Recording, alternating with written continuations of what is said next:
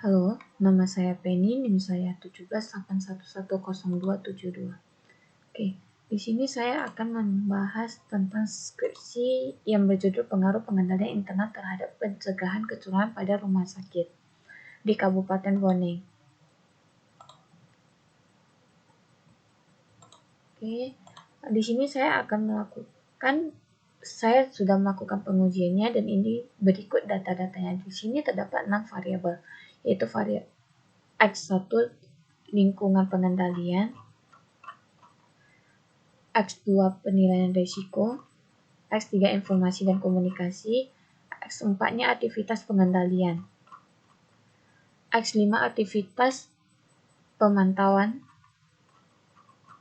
dan Y-nya itu pencegahan kecurangan.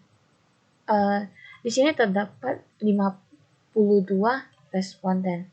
Oke, saya langsung saja ke yang pertama, yaitu uji kualitas data.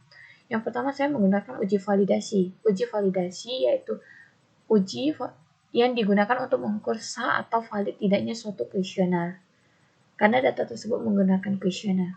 Oke, dari hasil ujinya. Oke, ini hasil ujinya. Dimana kalau di atas 0,3 maka dinyatakan valid.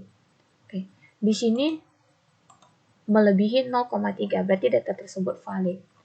Begitu juga X2-nya, X3, X4, dan X5, dan ini Y-nya. Oke, saya langsung yang kedua, yaitu uji reliabilitas, yaitu alat atau untuk mengukur suatu kuesioner merupakan indikator dari variabel atau konstruk.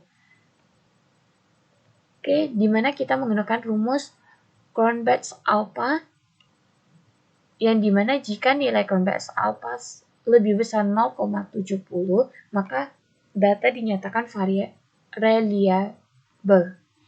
Oke, bisa dilihat dari X1, X2, X3, X4, X5, dan Y-nya itu melebihi 0,70, berarti data tersebut reliable. Oke, langsung ke uji asumsi klasik. Yang pertama itu yaitu uji normalitas. Ia bertujuan menguji apakah model regresi variabel pengganggu atau residual memiliki distribusi normal. Nah, cara kita melihat uji asumsi normal klasik ini, yang pertama bisa dilihat dari tabel p-plotnya. Kalau misalnya sumbu diagonal dari grafik tersebut melihat histogram pada datanya itu mengikuti arah garis diagonal, maka pola tersebut berdistribusi normal. Dan ini seperti yang kita lihat berdistribusi normal. Terus, oke, ini distribusi normal. Yang kedua, uji multikolonialitas bertujuan menguji apakah model regresi ditemukan adanya korelasi antar variabel bebas. Oke, di sini kita bisa lihat.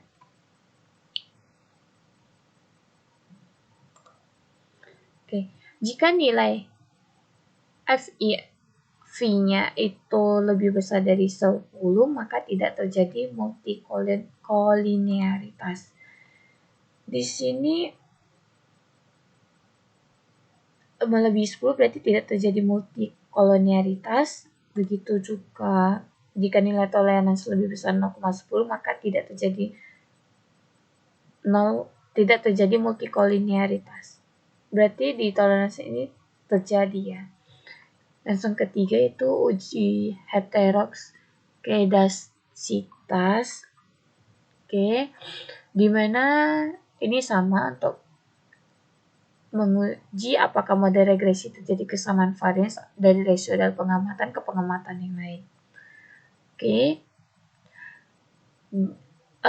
detes ada atau tidaknya itu dapat kita lihat dari pola tertentu pada grafik scatter plotnya. Oke, seperti titik-titik yang ada membentuk pola tertentu yang terstruktur bergelombang melebar kemudian menyempit. Maka dari diskusi terjadinya heterokedasitas. Sedangkan ini tidak terjadi ya. Kita langsung ke uji hipotesis, yaitu untuk menguji hipotesis mengenai pengaruh lingkungan pengendalian ke 6 variabel tersebut.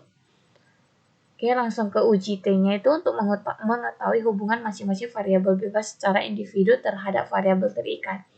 Untuk mengetahui masing-masing ada pengaruhnya atau enggak gitu ya. Kita langsung lihat dari hasilnya. Oke. Jika nilai probabilitasnya lebih besar dari tingkat signifikan, maka HA diterima dan HO-nya ditolak. Seperti dilihat, ini HA-nya dan ini HO-nya. Oke, tarifnya itu 0,05 signifikan. Ini berarti lebih besar. Jika lebih besar, maka HA-nya diterima dan HO-nya ditolak. Berarti ini.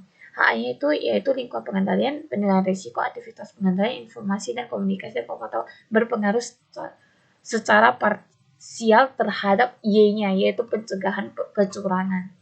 Langsung ke uji F-nya. Uji F-nya kita menggunakan